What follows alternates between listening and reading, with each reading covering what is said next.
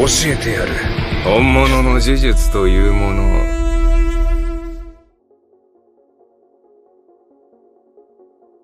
Jujutsu Kaisen is going to take the world of anime by storm.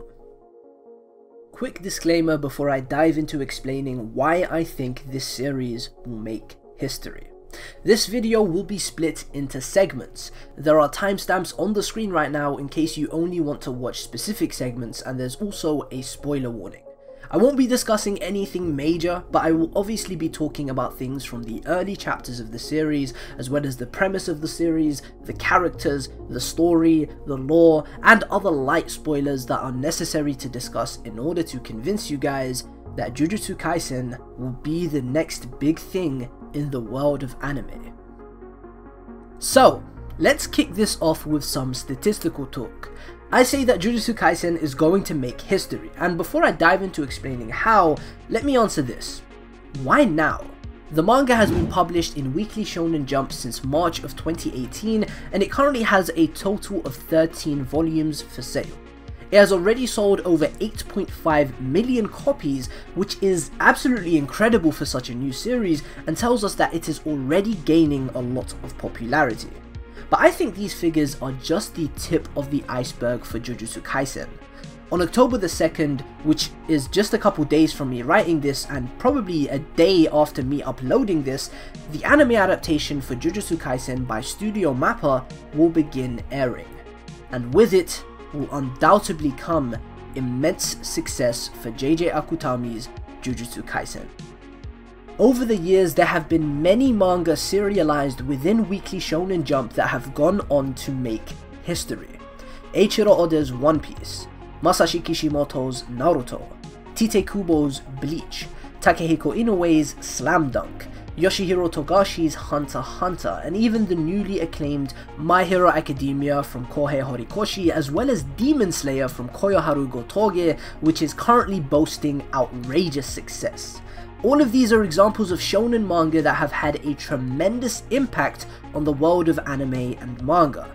Interestingly, they all went through something very similar.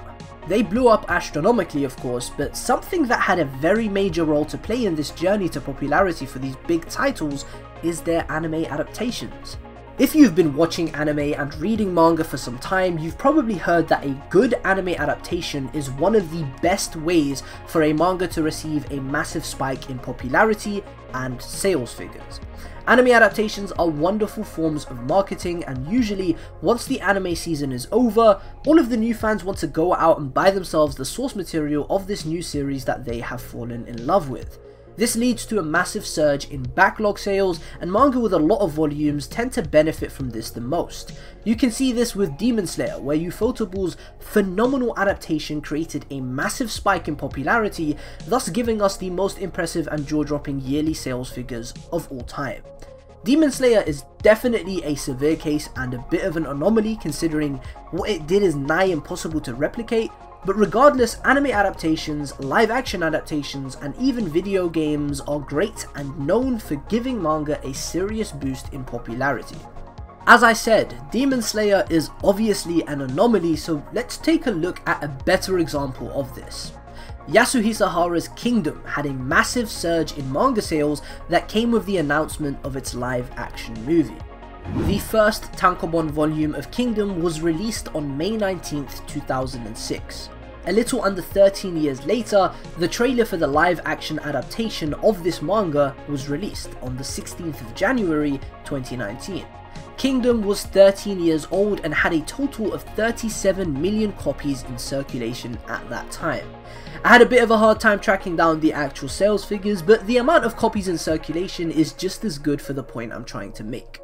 37 million copies in circulation, a little less than 2 years ago, 21 months ago to be exact. In the time since then, Kingdom's live action movie was released, and with it came an exponential increase in manga sales. Now, as of me making this video, Kingdom has a total of 68 million copies in circulation.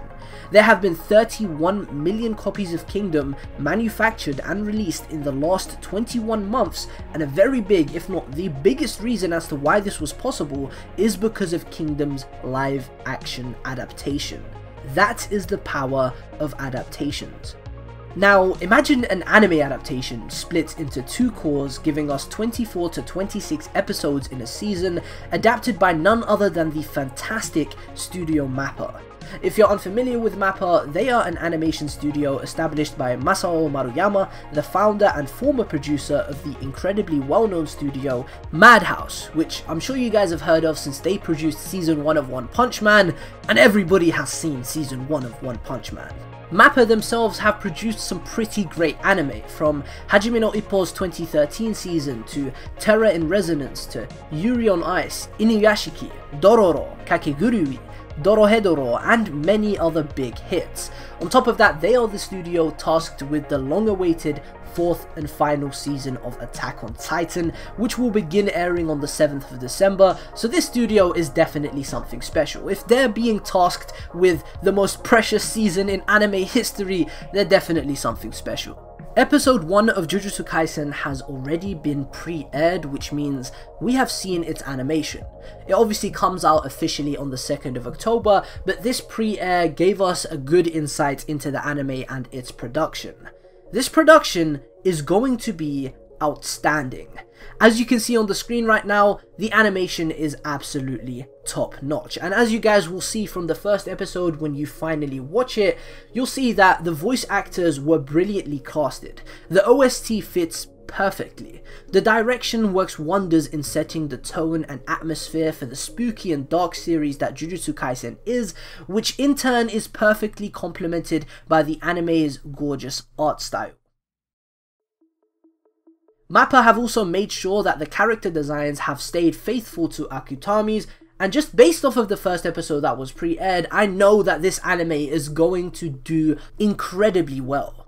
On top of all that, I also think the timing for this anime to drop is perfect. Jujutsu Kaisen is a supernatural dark fantasy shonen story in an urban setting. It is the fall season and Halloween is right around the corner. A spooky anime around the time of Halloween is just very, very ideal. On top of everything I've already said, Jujutsu Kaisen takes a lot of pretty obvious inspiration from previous greats like Bleach and Naruto, taking concepts that we as anime fans are familiar with and executing them in unique and satisfying ways. Seeing inspiration taken from series that I love from the past in newer series is something that I personally just love to see. So if you're like me and you enjoy seeing that in an anime, you'll love Jujutsu Kaisen, because there is a lot of that. The series also incorporates a lot of Japanese and Buddhist culture into its storytelling, which is actually one of the reasons why Demon Slayer was so appealing to Japanese audiences and blew up the way it did. Jujutsu Kaisen has tremendous potential for all the reasons I've stated, and also for what I am about to say. Its current sales figures are already a cut above most new shonen series. It's selling better than My Hero Academia was before it got its anime adaptations. This is to the point where an editor from Shueisha has said, and I quote, that even in digital form, these are unprecedented sales for a new author. At the time of the manga's debut, the editorial department had high expectations for the series because it's a very compelling story with interesting concepts as well as a very unique cast of characters, but they never expected something like this. Gege Akutami has already been making a name for herself, and on the 2nd of October, the fantastic anime adaptation of her manga will begin airing. So now that I've brushed over all of the boring stuff, let's talk about this story and why I think it's fantastic. It's all well and good to have a fantastic production, but people aren't going to buy a series that they don't truly love. They aren't going to buy a series that doesn't have likable characters or enjoyable storytelling. It's a good thing that Gege Akutami's dark fantasy series has both of these things in abundance. Yuji Itadori is resolved to save the world from cursed demons, but he soon learns that the best way to do it is to slowly lose his humanity and become one himself. In a world where cursed spirits feed on unsuspecting humans, fragments of the legendary and feared demon Ryomen Sukuna were lost and scattered about. Should any demon consume Sukuna's body parts, the power they gain could destroy the world as we know it. Fortunately, There exists a mysterious school of Jujutsu sorcerers who exist to protect the precarious existence of the living from the supernatural. That is the synopsis of Jujutsu Kaisen that you'll find on every single website selling copies of the manga volumes, and as intriguing as that sounds, it's only a smidgen compared to what I'm about to tell you guys. Jujutsu Kaisen is set in an urban fantasy setting. The world is ridden with supernatural monsters known as curses. These curses are a product of humanity's negative emotions: hatred, fear, jealousy, anger, and all of the other negative emotions that humans feel produce cursed energy that leaks from their bodies. If these negative emotions become excessive and aggravated, it can lead to the birth of a cursed spirit.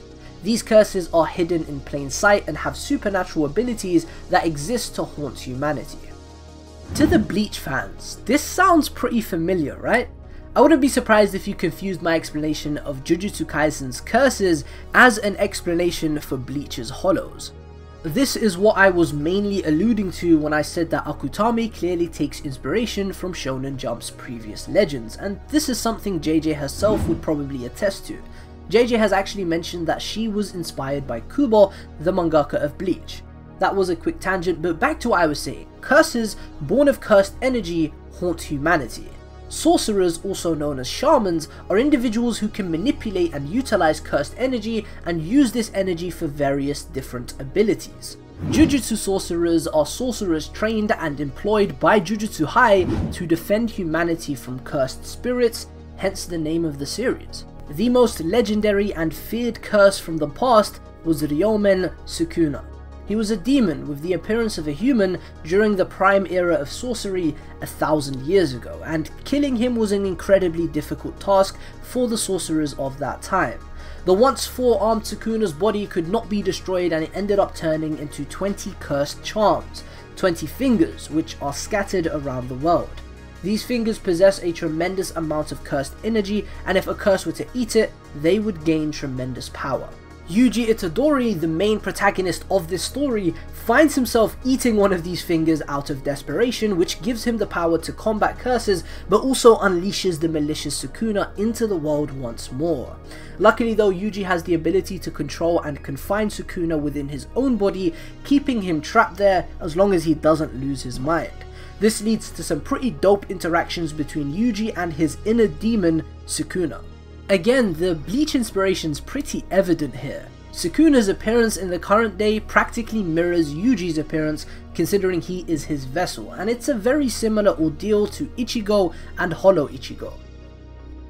So, now that a part of Sukuna lives within our protagonist, Yuji's been identified as a threat by the higher-ups in the Jujutsu world and has been sentenced to death.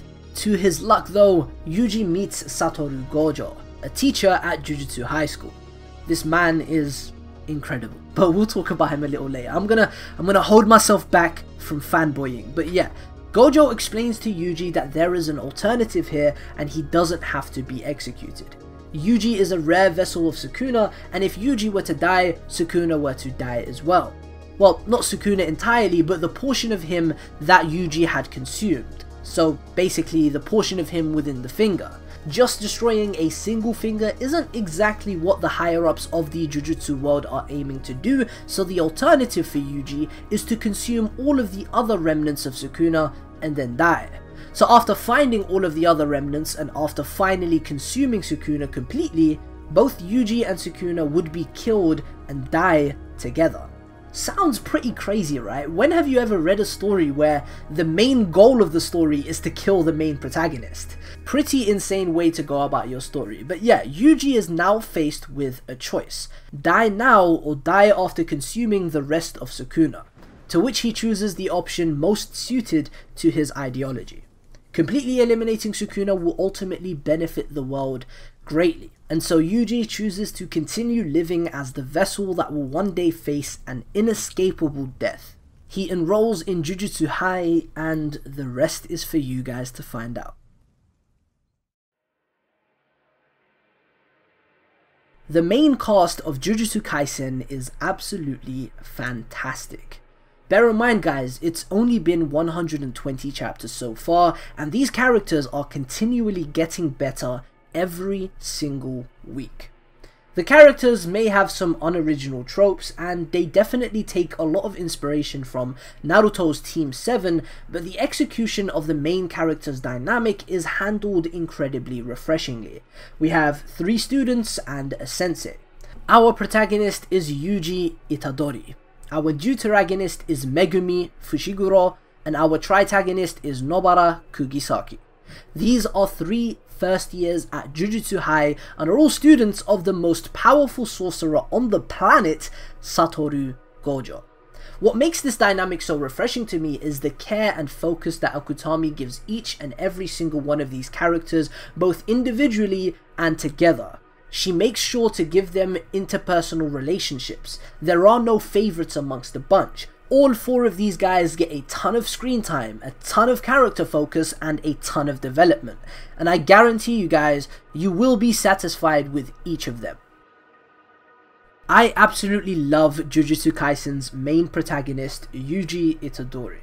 He doesn't boast an overly ambitious dream. He doesn't want to become the next Pirate King or the next Hokage or do anything particularly spectacular or world class per se. He's a sweet and genuinely good kid whose main driving motivation in the series is to do some good in this world. This was established in the very first chapter or episode of the series when the only caregiver in his life passed away in hospital. Before his grandfather croaked, he shared a few words of wisdom with his grandson and told him, when it's your time to go, make sure you're surrounded by others. Be good to people. Help people. Don't expect gratitude, just help them and don't end up like me. There is a beauty to the simplicity in Yuji's motivation. These final words that push Yuji to move forward with his life, I love how simple it is. He's a normal kid, and his dream is normal too.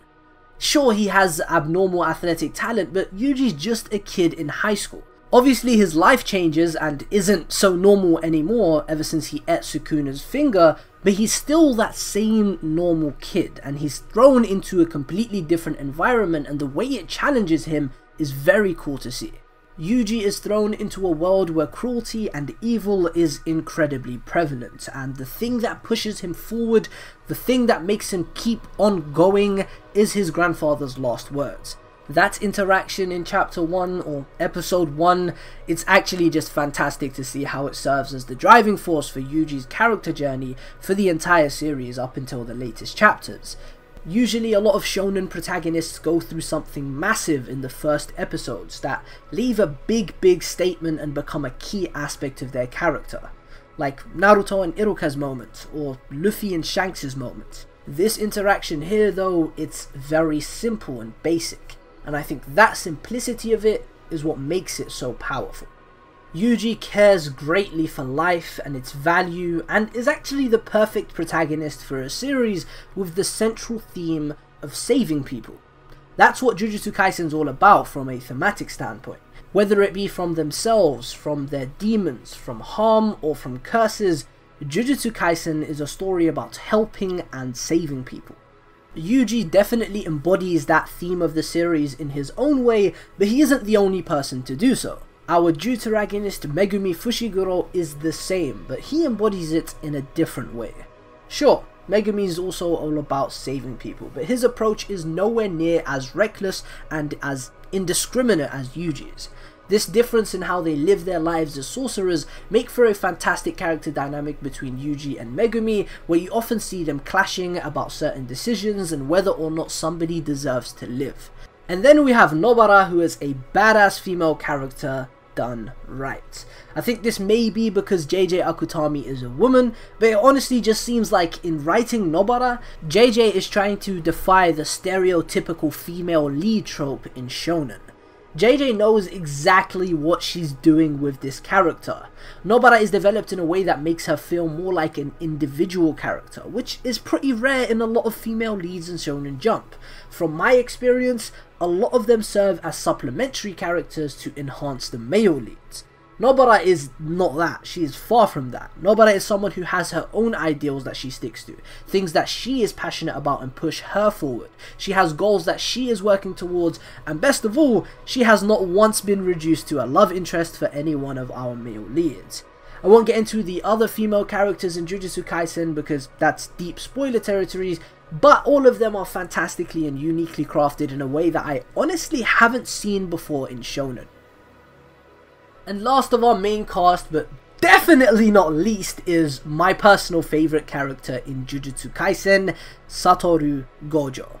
I'm going to refrain from saying much because you guys deserve to experience his greatness firsthand and in your own time, but boy is this guy something special. He's in his late 20s and is the mentor or sensei of Yuji, Megumi and Nobara. I won't say how or why, but Gojo is the strongest sorcerer on the planet by far. He is incredibly strong, and from the very beginning of the manga it is made vehemently clear that this guy is literally the most powerful character in this verse, and it's just made so clear. It's so evident. Nobody stands a chance against him. He's so untouchable that fighting is barely any fun for him anymore, which actually reminds me quite a bit of Saitama, though I wouldn't make that comparison here. I would actually compare Gojo to All Might from My Hero Academia. Not in character, but in presence and impact on the world. Gojo is nothing like All Might from a character standpoint. Gojo has this mindset that he can do whatever he wants because he has the power to, and that's nothing like All Might. But when it comes to the impact they have on the narrative, and the world desperately depending on their power, you'll see what I mean when you watch the anime. Gojo's existence is integral to the stability of the Jujutsu world. As cool as a super strong character is though, that isn't the reason why I love him so much. Sure, watching Gojo throw hands is an absolute spectacle and I cannot wait to see some of these fights adapted, but what makes him the best for me is what he plans to achieve. Gojo wants to destroy everybody at the top of the Jujutsu world and remake it with his own hands. He despises the corruption within the world of sorcerers and he wants to take it upon himself to reform the society. This should tell you enough about the sort of character Gojo is, and trust me, he is fantastic. He's also white-haired and has eye-related powers, so the Kakashi inspiration is definitely there, and I love him even more for it. On top of all of these fantastic protagonists, there are a wide array of brilliantly written supporting characters, as well as some of the most unique and compelling antagonists I have seen from Shonen Jump. At least from the recent years of Shonen Jump. We have Mahito, the living incarnation of human anxiety. Geto, a villain whose humanity and sense of duty drove him to madness. Toji, a villain who never fails to entertain and exceed expectations, as well as being incredibly powerful without the use of cursed energy, making him very conceptually appealing. For a manga of only 123 chapters, Jujutsu Kaisen has a very stacked cast, and that's only going to get better with time. In conclusion guys, Jujutsu Kaisen is going to blow up. Deep down inside, I know that I'm making this video so I can come back to it in a few months or years and be like, yeah guys, I told you. But no, seriously, I am telling you guys, this anime is about to be massive and take the entire scene by storm. That's something nobody can deny at this point. It just has every single ingredient for a banger anime. I didn't even touch up on the fights, which is probably the best aspect of this series. The fights in Jujutsu Kaisen are absolutely, excuse my profanity, f***ing phenomenal.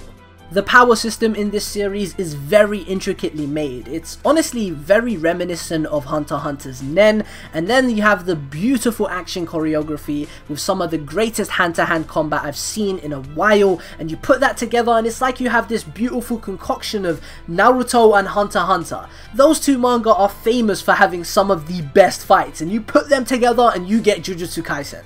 And the art is fantastic.